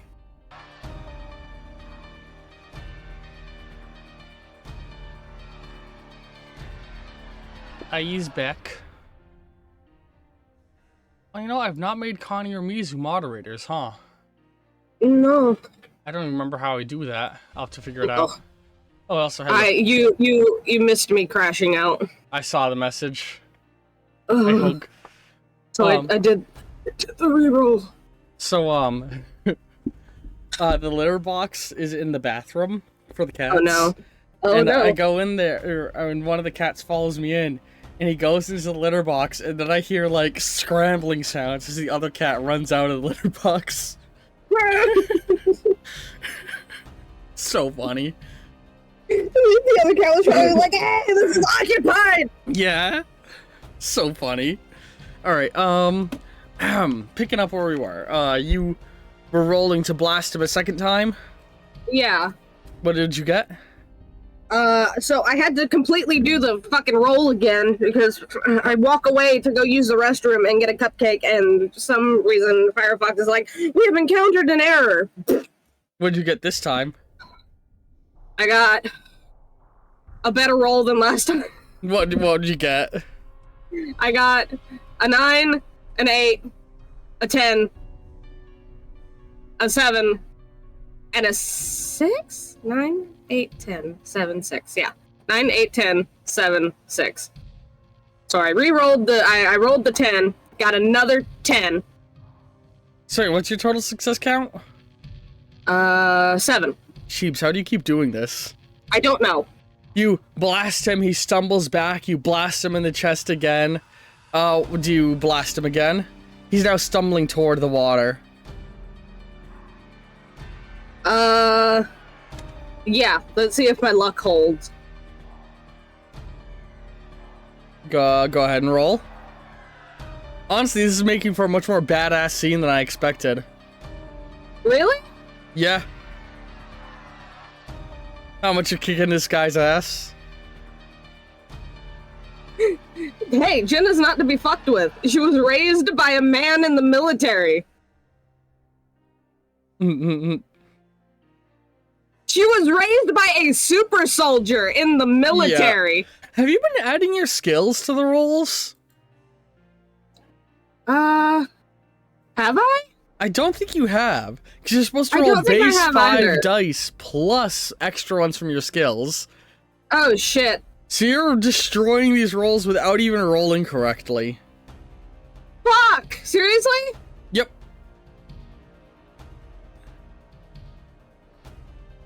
A level 7 is supposed to be difficult. But you're beating the odds by having every die succeed every roll. It's... Are you sure you're not cheating? I hope not. I'm using Google. I'm just teasing. Okay. And you know how much I like to tease. Ooh. So I got 2 6s, an 8, and 2 10s. You sound very upset. The sound of my head hitting the desk. What's the total success count? I have to roll the 2 10s, but I got 2 6s, an 8, and 2 10s. So you need 2 more successes to pass. Also, you didn't add your skills again if they were any relevant ones, but I don't... Which I think you are supposed to be getting extra dice right now. So that's another 6 and an 8. Alright. So you blast him. He's stumbling back, and he, like, as you're throwing these shots, you see, like, the visor... And as she's, like, throwing these rapid back-to-back shots, she's just letting out the most guttural fucking war cry. Just... Ah! Holy shit, that was good.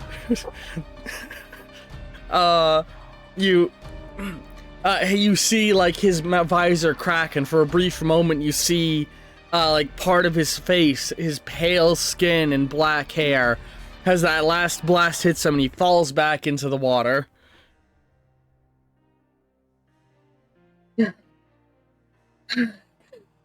You hear hacking off to the side. Jenna?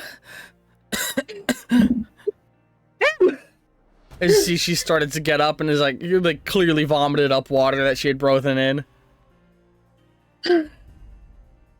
Jenna's gonna stagger forward and hit her knees. She is trembling, like full body shaking. Emily's slowly getting up, also shaking and trembling. We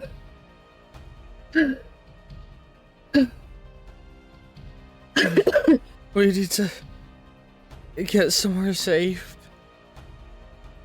Yeah, let's get the fuck out of here. She like slowly starts to get up, which I imagine you do too. Yeah. Do you have powers? Yeah. As you know, the two of you are sort of leaned on each other, trying to move. And you start to like walk away from the scene. And then you feel a sharp pain in your abdomen. And looking down, you see a metal pipe protruding from it. Emily immediately, like, screams. And as you look back over your shoulder, you see he climbed out of the water and he's holding his hand out with his, like, fingers tensed. And then he pulls his hand back and the pipe pulls out of your stomach. And you see, as, like, you look up and what are you gonna try and do? I assume try and blast again, right? She's gonna tell Emily to, like, get the fuck out of there, and she's gonna do that. As you charge up to blast again, everything goes black. As you briefly see the blur of the pipe moving toward you.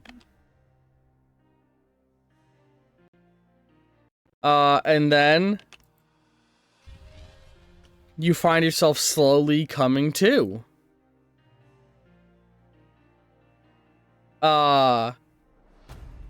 It's very dark. So dark you can't see anything, and it feels cramped.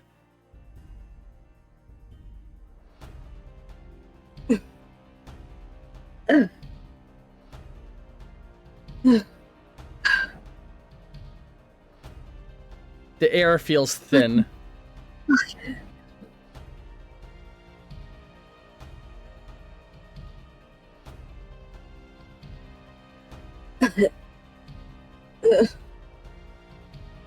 She's gonna try to, like, look around, feel around. You feel what feels like a person underneath you, and you're in a very cramped space, like what feels like could be like the trunk of a car. That's wood, though.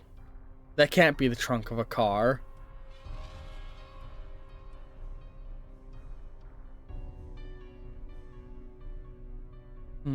So you're in something like a crate? You think you're in a crate with a person underneath you.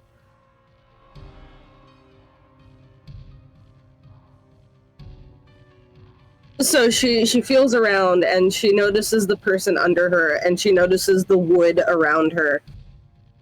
And her first thought is, coffin. The motherfucker put me in a coffin! And she starts, like, thrashing around, trying to hit whatever's around her. That doesn't seem to be achieving much. But, you know, you have something else.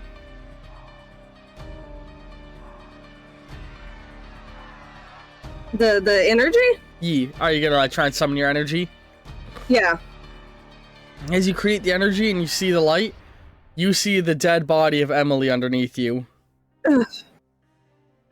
Like, blatant, clearly dead, having been stabbed through the chest multiple times. Her blood on you. Your own blood on you. Your own clothing torn, but no wound in your stomach.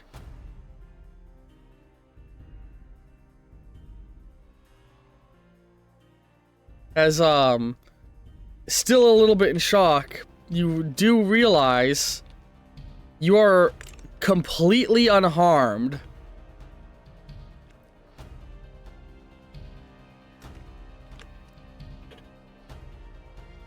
And Emily is dead underneath you. Fuck.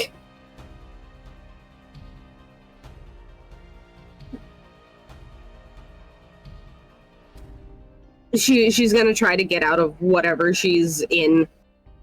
Which way are you gonna blast? What direction? Well, since Emily is under her, she's gonna try to blast up. As you do, dirt does in fact spill down on you. She does that a couple more times and starts trying to fucking dig her way out. And eventually you're able to, you pull yourself up out of the dirt, and you are, in, like, you're at the outskirts of the city.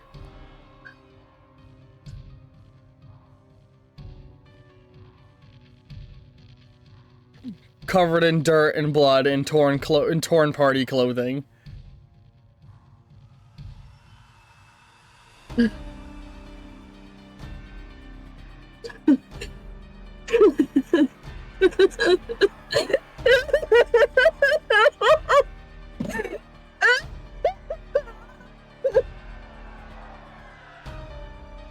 Holy And shit, she hero just- point for that one. Her head hits the dirt, like forehead against the dirt, and she just starts sobbing. It's safe to assume you would talk to the police after the fact, right? Yes. So we're gonna cut to later on. It has been like a day. You are at the police. You are still at the police station. They've thoroughly questioned you. You are like sat in a waiting area. You know, they've gotten you new clothes. You're wrapped in a blanket.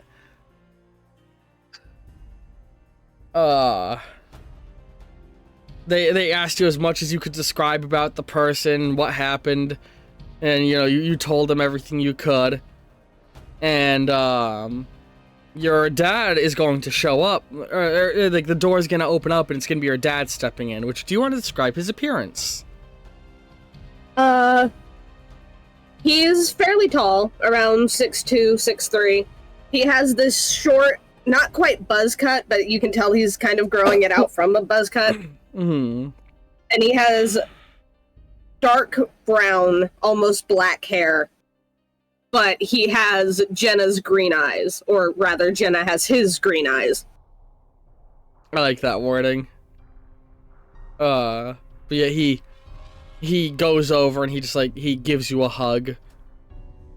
I was gonna say, as soon as Jenna sees him, she is up out of whatever chair she was sitting in, and she's rushing over to him and immediately wrapping her arms around him. And he hugs you and holds you close. And another little time skip there. As he, so what would follow is you would spend the next couple of days at your father's place, taking time off school. There'd be more little, like, there'd be news coverage about the event, but, your father would make sure no one would talk to you. The police would assure you they're looking into the situation. And, what would be uncovered from the locations you gave is that section of the river or the bay is full of cars and missing women. And that area you are buried had numerous shallow graves. This is a super-powered serial killer. Damn. And because of this, there is no mention of you being a victim that got away. The police are not even letting on how they got the lead. Just that they found these things, and it put to close a number of missing people's cases that were open. God. So, you get to spend several days recovering from what happened. Your father trying his best to comfort you and talk you through it. Then, like, making sure that you're mentally there. Is there anything in particular you would talk to him about?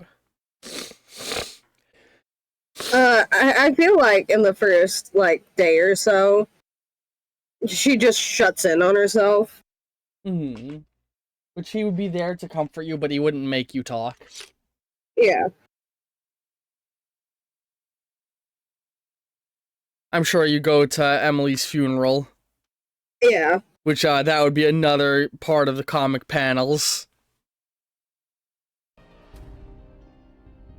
And then, during her stay at her father's house, she contacts Steven. You call and, like, not even a ring in, the phone picks up. Jenna, are you alright? Define alright.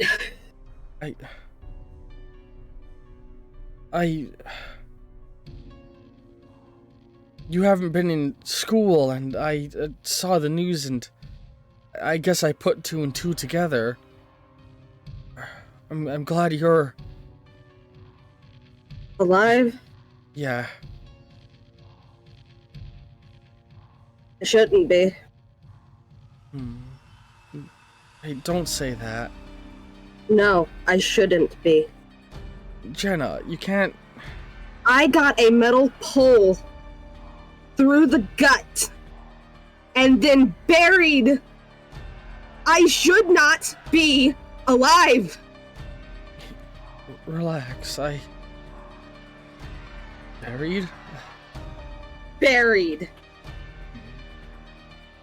And I think we're gonna use that as another cut transition to you being at his home, having explained to him exactly what happened.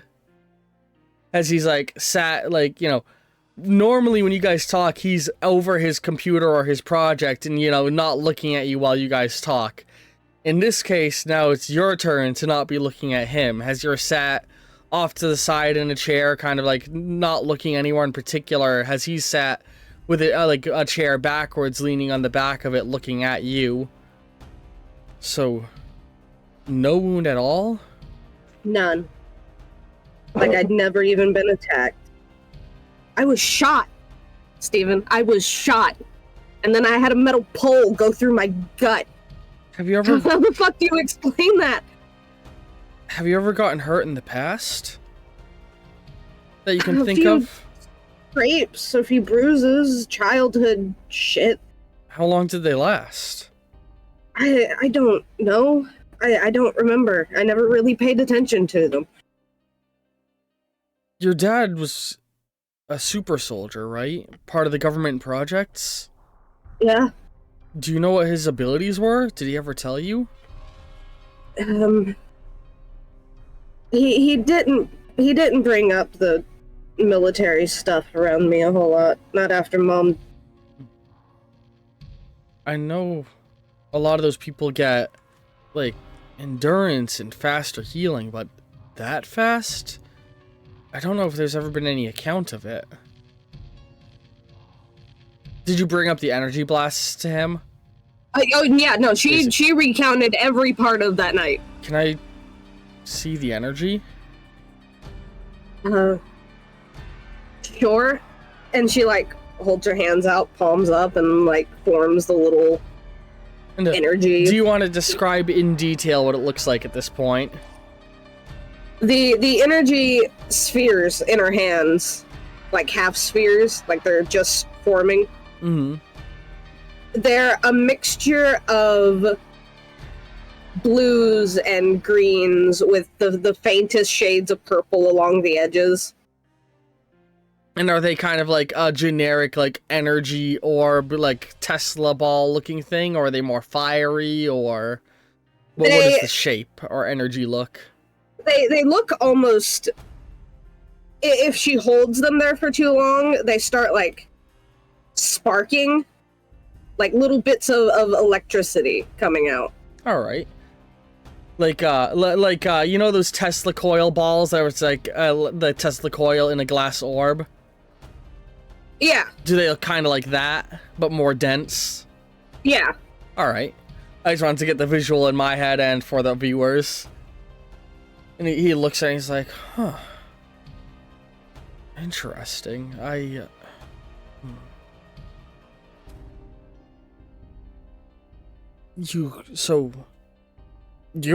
a superpower. You're a superhero. You have powers. And that must be how you survived. Healing factor and energy production. Maybe you see he's sitting there thinking, he's like, a lot of super soldiers have some form of super endurance and heightened healing factor. Their metabolic rate moving faster than most people's. Maybe whatever energy you have, it feeds into whatever your father gave you. Did your mom have powers? Yeah. What could she do? That's where I got these from, and she shows the energy again. Right. So that's the power you must have inherited both your mother and father. And your father would have gotten the standard super soldier strength and healing factors, so your mom's power must have almost supercharged it.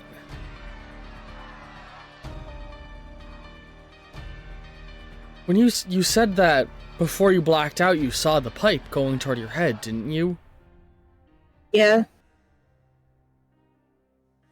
Do you think... I mean, it's very possible that you can't die. Or at least not without a lot more concerted effort.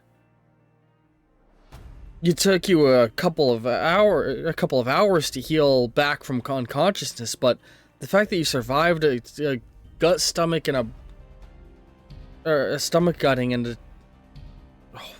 whatever he could have done to your head.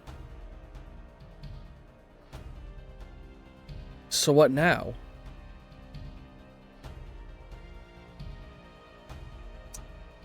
Now I'm going to need your help. You are one of the smartest, most technologically advanced men I know. And you want to track him down? I'm going to find. And if I have to, I'm going to kill that motherfucker. He nods. And he slides his seat over to his computer. Well, I think I finished this at just the right time then, as he hits a button on his computer. Hermes? He says, Hermes? What can I do for you, sir? I'm gonna need to start having you run some data on missing people cases. Understood. And that is going to be the ending of your session, with one extra bit being... Or hang on, so is there anything you would ask him to help you with? Getting gear, I assume, or... Let's get that out of the way. What kind of equipment would you ask him to help you with? Would you have anything in your mind that you would come up with?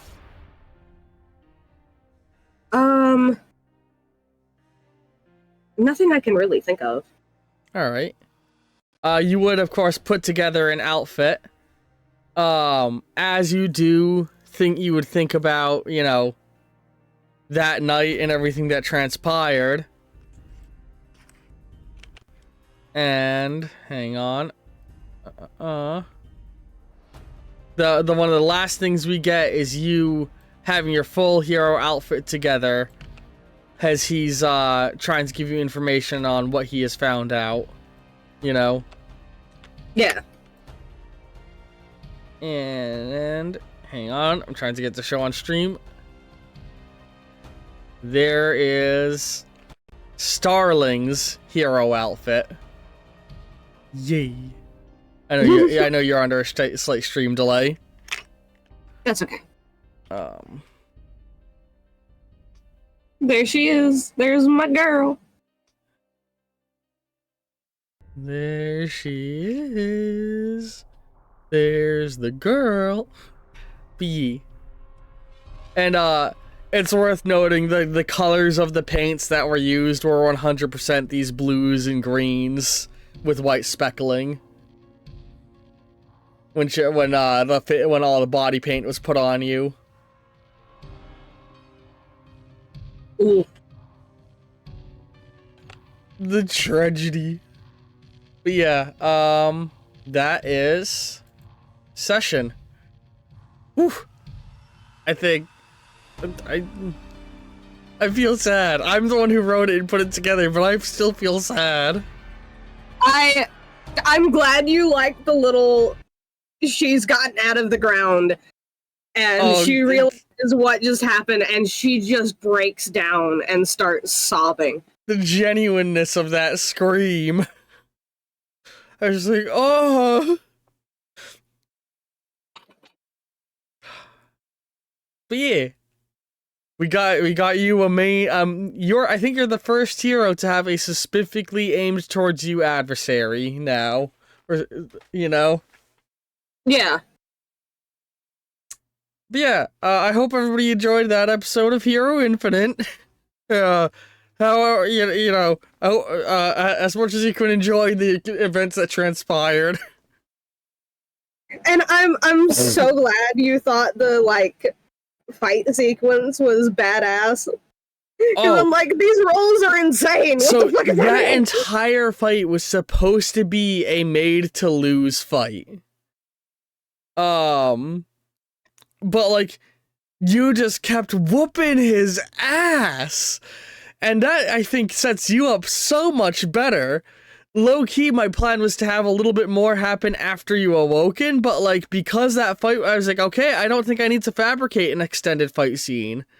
Because I was gonna more or less, just so we could see you in action as a hero, create a fight scene at the end of, a petty crime thing. But, yeah, this all worked out really good thematically for your intro. Yeah, because you gotta remember, her father was a military super soldier. She is going to know how to fight. He would have taught her how to defend herself, especially after finding out that, holy shit, she has powers. People are going to be after her. So he taught her how to defend herself, and she used that knowledge to her advantage. A detail I forgot to mention. So there's two dumping sites he had going on, the bay and the forest. All the ones found in the forest had Nevermore carved into their body somewhere. Oh fuck.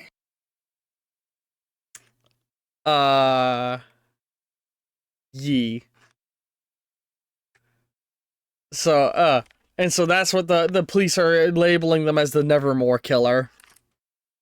And are warning people to be dangerous because according to reports they had powers. To be cautious? Yes. What'd I say? You said dangerous. Oh, to be cautious because they're dangerous. With reports being that they have some form of power. So yeah. But I'm glad you liked the guttural fucking scream and the sobbing. It was so good. I look forward to having you in more sessions. Yeah, because I'm sitting there and I'm like, okay, she's been brutally attacked. Her friend has been murdered. She was buried basically alive. She's dug herself out of her own grave. What does she do once she's out and up on, free land? She's going to fucking cry. Every one of the cars in the river was a retrofitted cop car. Oh, fun. But yeah, that was my thought process. I went through two different versions in my head. One version, she got super fucking angry, and then the more realistic version is where she just broke down crying. And that's why I had kind of the time skips, because I was like, realistically, this would be weeks of being in a unconsolable state, pretty much. Yeah. But yeah. She wakes up some nights screaming. Also, a fun detail I'm going to drop for everybody curious, canonically, this takes place before every prior session. Well, not every prior session. The night of the attack was the same night of, so this is the first time I'm mentioning this on stream. Raven's first session, Starling's first session, and Noir's first session, and Cypher and Mizu's first sessions all took place on the same night. Oh. So that gives y'all a little bit of a timetable to operate on. But something you could possibly use at some point. Jenna absolutely has nightmares from that night. Oh boy, yeah, I mean, I imagine you would. But yeah, I enjoyed that session. That was fun. Yeah, so for the anyway though, let's start wrapping the stream. So for the YouTube crowd, end cards will be appearing in just a moment. Click on this, continue watching. Do you have anything you want to plug, Sheebs? I don't know if you have things you plug. I'm going to be streaming hopefully soon. Like not like today or anything or whenever this comes out. Sometime soon. Sometime this year. So if you want to go check me out, go check me out at Books and Smiles over on Twitch. You are also part of the Gas Network, right? Yeah. I am also part of the Gas Network. Yeah, the Gas Network which down is below. Linked down below. Follow Sheebs. Follow Ollie. If you're not already. What the fuck are you doing? Follow him. Give me your money on Ko-fi. Do it. Yeah, go support his Ko-fi too. Genuinely, if you support the Ko-fi, you are able to directly influence this series, such as influencing what. Like, I realized it was the perfect opportunity to add Eddie because current winner on the who is the best fictional villain vote is Venom. So I was like, hang on. I can start laying the seeds, and that's why Eddie Brock appeared in this session. So fun. But yeah, you get to do cool shit if you support his Ko-fi. So go do that and follow him. But yeah, click on it.